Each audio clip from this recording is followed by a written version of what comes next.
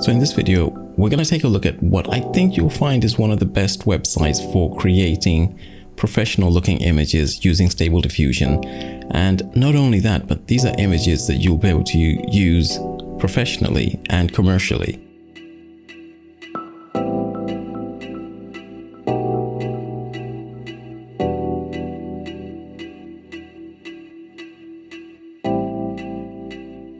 Now this is the canvas where you create images, and these are some of the images I've created. It's a very unique experience because the canvas just goes on and on and on. And you can see here some images. You can see a bit of a theme. They're all sort of very similar. And this one obviously is one which is evolved from the previous image that we were looking at.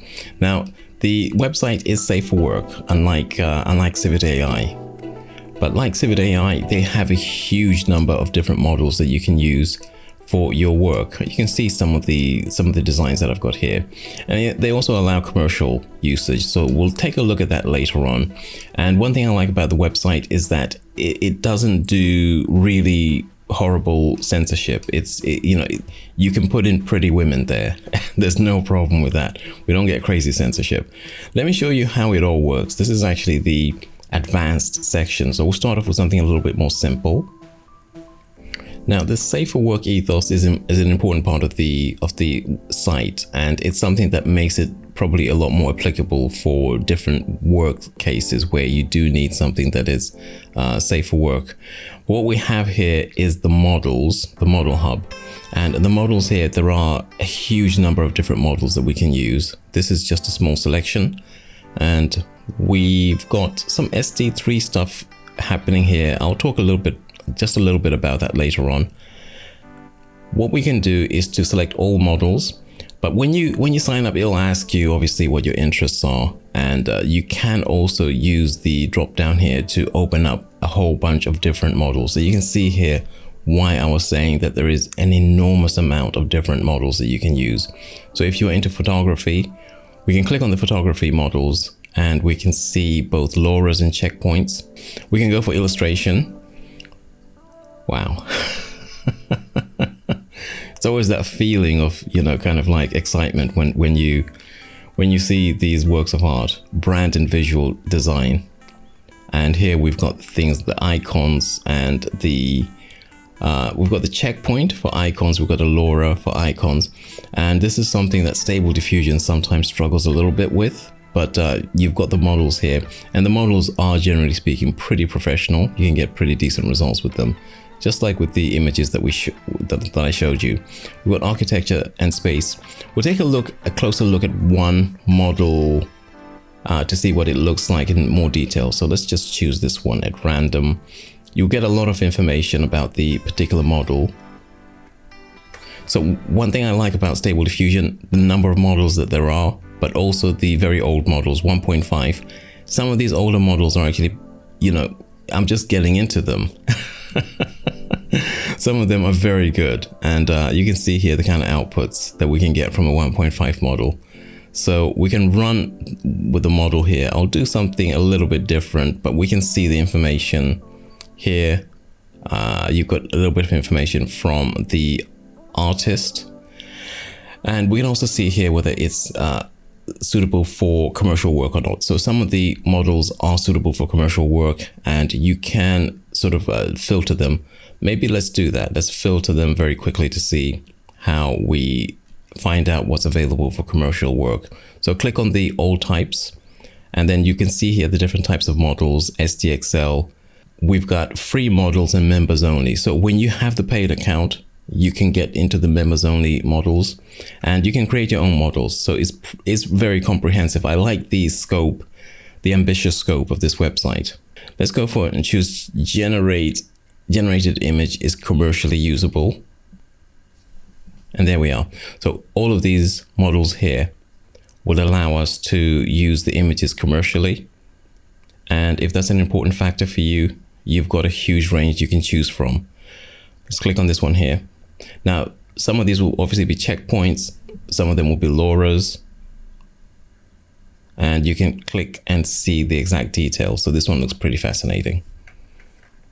Now there is a very generous free account, so you can use that on a monthly basis. It gives you 200 fast tokens. You can also sign up for the $10 a month or $8 per month annually. That account will allow you to have unlimited access to the member exclusive models, which will allow you to use the generated pictures for commercial purposes. But if you want to upgrade, you can upgrade monthly or annually at any time that you want.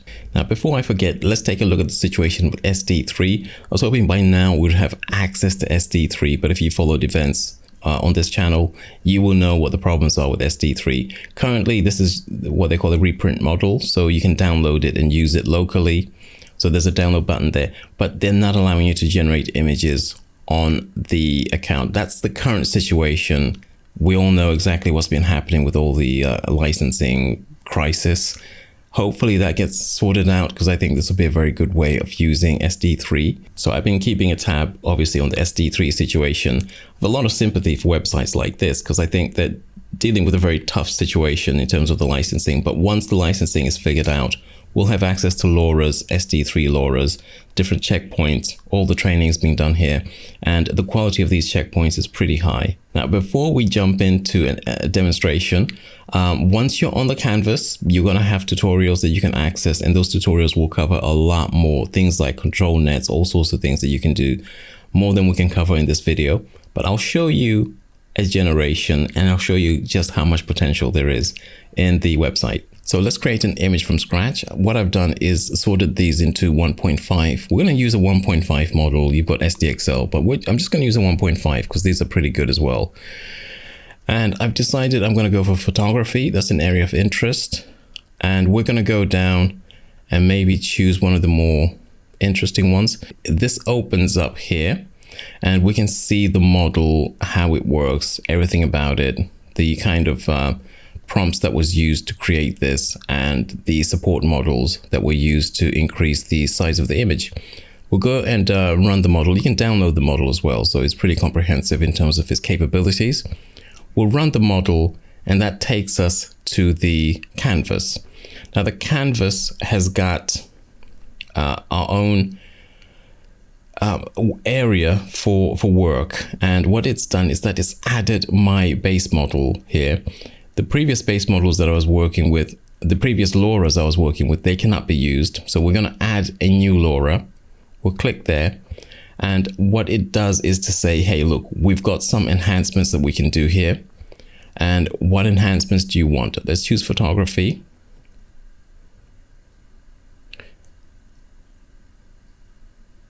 And let's go for this guy, the first one here.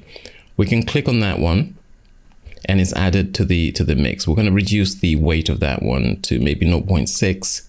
And what I can do, this is my current prompt. I can say, okay, let's remove this part of the prompt and then suggest. So you just want to put in a basic prompt, and then it will give you a bunch of suggestions. So we've got some suggestions. You can re-roll clicking here for new suggestions if you want to. Let's click on this guy here, and I want there to be a face in the image, so I'm going to try a trick, which is to say beautiful face. Now as we work, this panel here, this inspiration panel, this gallery, will bring up some images that are sort of inspired by what we're doing here. So you could get some inspiration by coming here and looking at that. I'll focus on this panel here because we're not done yet. I'm going to reduce the sampling steps to something a bit more reasonable, and we can change the sampler method as well. Let's change it to Euler A. And here I know that this is a size more for SDXL. So what I'll do is just click here. Now, even though SD 1.5 is generally 512 by 512, I'm going to chance it. I'm going to put in 1024 by 768. Will generate, and the larger the size of the image, the longer it will take to generate the image. You can also generate multiple images at the same time. Okay, so it's created the image. Now you might recognize the pose for this image. The pose obviously is taken from this original image here, and the image here, this image was being used as a reference image. So you can add reference images and use them to style the poses. That's not what I intended to do, but you've just learned something. And if you want to just do it again without the reference image, you can just click on the minus button there. But you can see now how I got these 4 images, all of them looking very similar. It's using the reference image. And to get the reference image, what you would do is to go and click on reference. So adding reference image there. But I think we've covered a lot, and hopefully at this stage you'll be eager to get cracking and to see exactly what this site is capable of doing. I'll have a link in the description. Try it out free. Give the paid option. It's just $10 a month. Give the paid option a try as well. And hopefully you'll be using this and laughing for the next few months.